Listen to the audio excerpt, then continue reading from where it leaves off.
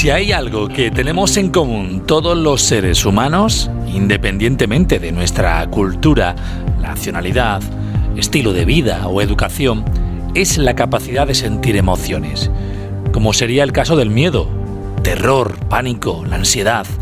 Hemos intentado quitarnos el miedo, hemos tratado de que no nos impidiera hacer cosas o incluso hemos buscado sentir miedo como diversión, a través del cine de terror o incluso en los parques de atracciones. Por eso hoy hablamos del miedo en nuestro espacio de salud. Hablamos de salud, hablamos de salud, hablamos de salud, hablamos de salud. La psicóloga Isabel Fernández de nuevo está aquí con nosotros. ¿Qué tal? Muy buenas, Isabel. Muy buenos días, Lázaro. Bueno, para comenzar, existen muchos mitos en torno al miedo, ¿verdad? Bueno, pues sí que se oyen por ahí muchos mitos y creencias extendidas en torno al miedo.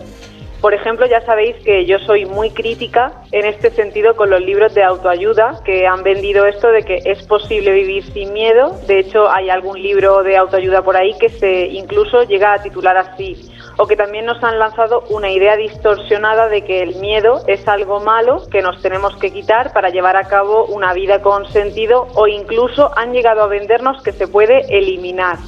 Y debemos de partir de que el miedo es una emoción básica, primitiva, que como tú has introducido es universal en todos los seres humanos y que por tanto, como todas las emociones, es necesaria, en este caso para nuestra supervivencia. El miedo es la emoción que se podría decir que guía el comportamiento de la persona de cara a protegerla y que nos motiva para tener tres tipos de respuesta ante una posible amenaza que puede ser real o percibida. Y esas tres respuestas pueden ser luchar, huir o paralizarnos. Otra cosa es que distingamos en cuando el miedo es racional o es necesario y cuando se convierte en irracional y en un problema. Pero el miedo básico cumple la función de protegernos y de autoprotegernos y por tanto es necesario.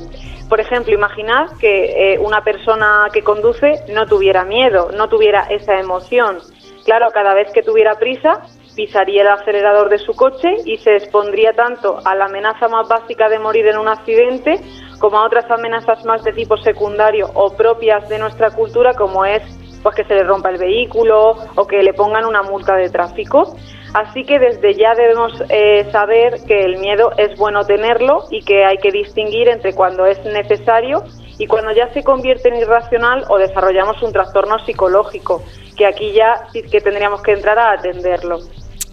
Isabel, ¿y de dónde viene el miedo? ¿Es algo que llevamos en nuestros genes? Sí, el miedo es universal y efectivamente lo llevamos programado evolutivamente como especie y en él hay varias regiones cerebrales implicadas.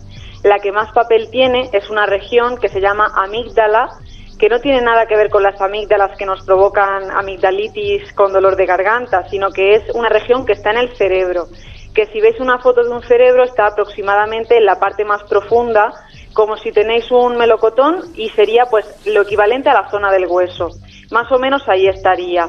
Es pequeña, tiene el tamaño más o menos de una almendra y digamos que recibe directamente la información desde nuestros sentidos, desde el oído, el olfato, el gusto, la vista, para detectar qué es una amenaza y rápidamente, en cuestión de milisegundos, prepara a todo nuestro cerebro y todo nuestro cuerpo para emitir una respuesta que nos proteja de esa amenaza, como puede ser, como hemos dicho, pues luchar, huir o paralizarnos.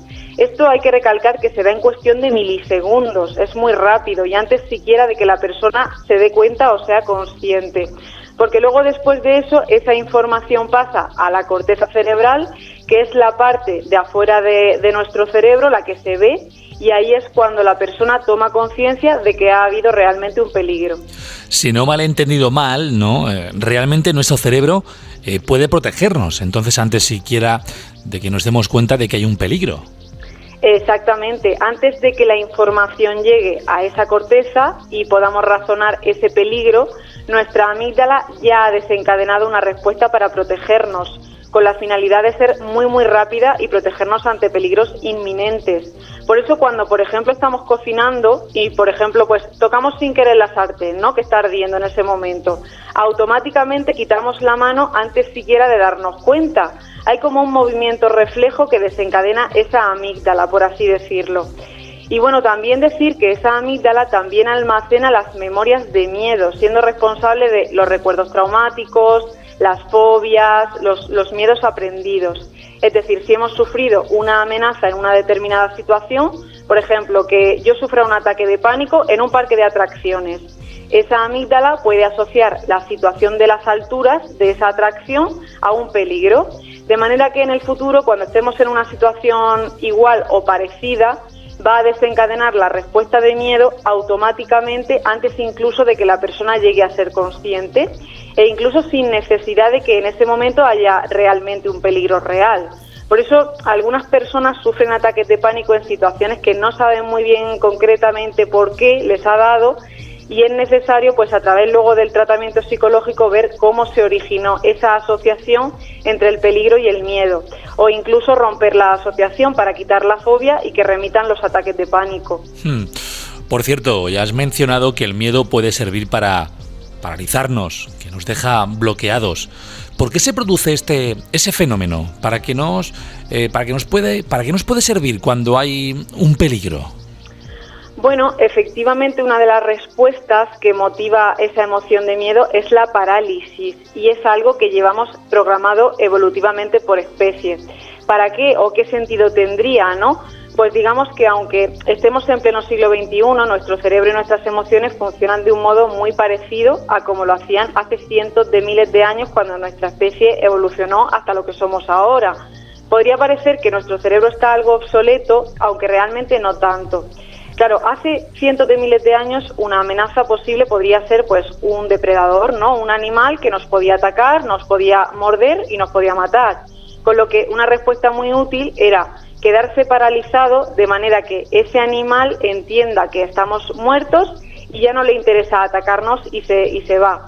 Con lo que paralizarnos ante algunas amenazas puede ser útil de cara a nuestra supervivencia, y digamos que se fueron reproduciendo aquellos seres humanos con esa respuesta más hábil que pasó de generación en generación y, bueno, por resumirlo mucho, llegó hasta los que somos ahora. De hecho, cuando digo que parece que está obsoleto, pero no, el cerebro es porque a día de hoy esta parálisis también puede ser muy útil en el caso de algunos animales, o incluso se ha visto presente como la respuesta que se observa en víctimas de agresiones físicas y sexuales, que cuando sufren esa agresión en ese momento se quedan paralizadas, y esto genera mucha incomprensión entre luego la sociedad, por desgracia, porque la gente tiende a juzgar a la víctima pensando que ha consentido esa agresión, porque no ha hecho nada para defenderse, pero realmente es que es una respuesta natural, inconsciente, que genera el miedo y que no controlamos. Es curioso. Por cierto, de esta respuesta de parálisis ante el miedo, ¿es algo que hacemos conscientemente o realmente es algo que hacemos automáticamente? Es algo que no hacemos conscientemente, que es automático. Y esta respuesta de parálisis se da antes de, por decirlo de alguna manera, antes de que la amenaza o el peligro sea procesado por esa corteza cerebral que hemos mencionado. Y por tanto, que sea antes de que seamos conscientes de que hay un peligro. De hecho, mirad, precisamente hace unas semanas, hablando con un abogado, surgió precisamente este tema, porque él, que desde su formación de abogado, pues realmente no tiene por qué saber de esto, me preguntaba por qué las víctimas de atracos, de robos, de agresiones sexuales, por qué se quedaban paralizadas, por qué se daba esa respuesta de parálisis. Porque decía que incluso en víctimas que habían sufrido agresiones en plena calle, que podían huir, ¿no? Aparentemente que no habían sido retenidas, él decía que no habían huido y que se habían quedado como paralizadas.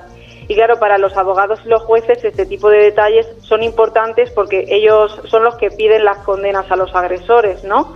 Y esa parálisis se puede explicar precisamente por esto que acabo de comentar, porque antes siquiera de que la amenaza esté a nivel de nuestra conciencia y seamos conscientes de lo que nos está pasando, digamos que nuestra amígdala ya ha procesado esa amenaza y ya ha desencadenado la respuesta de parálisis.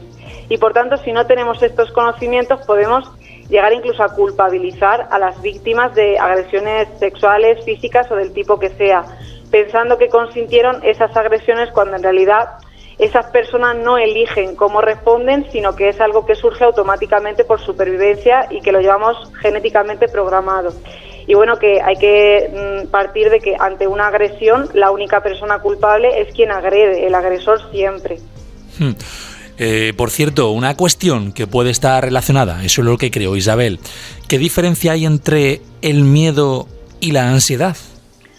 Pues en realidad bajo la ansiedad, si te refieres a la ansiedad que conocemos ahora en el siglo XXI, la ansiedad de no llegar a fin de mes, de no poder pagar las facturas, la ansiedad ante los estudios, ante los exámenes o ante cualquier otra de nuestras cuestiones cotidianas de nuestro mundo actual, lo que hay de base es el miedo. Es a nivel de funcionamiento cerebral y del sistema nervioso es exactamente lo mismo.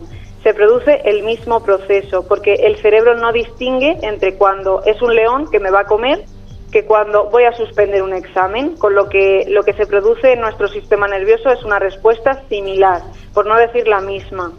Y cuando hablamos de ansiedad, como la tendencia de la persona a anticipar posibles sucesos negativos, en plan, pues, la rumiación de no poder pagar facturas o de que va a pasar algo malo, en realidad no es más que nuestro cerebro, basándose en todos esos aprendizajes de miedo que llevamos almacenados y partiendo de que está hecho para identificar posibles peligros para sobrevivir, pues es nuestro cerebro tratando de anticiparnos a posibles amenazas para salvarnos la vida, ¿no? Claro, la gente dirá, qué menuda faena, porque muchas veces el hecho de que esté todo el día rumiando y anticipando no nos hace posible controlar todos esos problemas de nuestro siglo XXI. Y llevas razón, por desgracia nuestro cerebro en ese funcionamiento programado nos hace mucho sufrir. De hecho, esta respuesta del cerebro ante los peligros es fantástica porque nos ha permitido sobrevivir hasta ahora. Pero el problema es que cuando nuestro estilo de vida es tan estresante y para el cerebro no hay diferencia entre un león y el estrés diario o cotidiano, lo que hacemos con nuestro estilo de vida es someter a nuestro cerebro a una alerta que deja de ser puntual para convertirse en constante durante días, meses, años y para la que no estamos diseñados. Y en esa alerta mantenida en el tiempo, al no estar diseñada para durar tanto, ahí es cuando empezamos a tener los trastornos de ansiedad, problemas de salud física y mental, las secuelas del estrés, problemas como el insomnio, las cardiopatías, los problemas gástricos, inmunes y todo el amplio abanico de consecuencias que nos conlleva. Por cierto, Isabel, y para terminar, hemos estado así subrayando, bueno, cuando el miedo parece que nos paraliza por completo, ¿no? Y luego hay algo muy sorprendente, ¿no? Que a lo mejor la reacción en ese momento puede ser muy dispar, ¿no? ¿Realmente eso hay que estar preparado? ¿O esa reacción, por muy preparado que esté, te puede sorprender de una persona a otra en ese momento? Claro, por mucho que nos preparemos, hay que partir de que esto es una reacción inconsciente. Yo me puedo preparar cognitivamente y esa preparación la haría mi corteza cerebral, que es la parte externa, pero como luego la corteza no va a tener papel en esa respuesta, la respuesta es inconsciente, va a salir de manera automática y por mucho que yo me prepare, me va a salir lo primero que a mi cerebro le dé por salir por aprendizajes inconscientes y temas que no podemos realmente controlar. Muy curioso esto. Hoy hablando de los mitos en torno al miedo. Isabel Fernández, la psicóloga que cada martes nos visita aquí en Más FM con un tema interesante y siempre desde su especialidad. Hablar de esto, hablar de otras cosas, ¿hay una fórmula de poder localizarte? Sí, nos encontramos en la consulta de psicología de Policlínica Cejín y en las redes sociales de Isabel Psicología para este tema o consultar cualquier otro. Pues Isabel, si la semana que viene te parece bien, volvemos a citarnos. Hasta el martes que viene. Un saludo.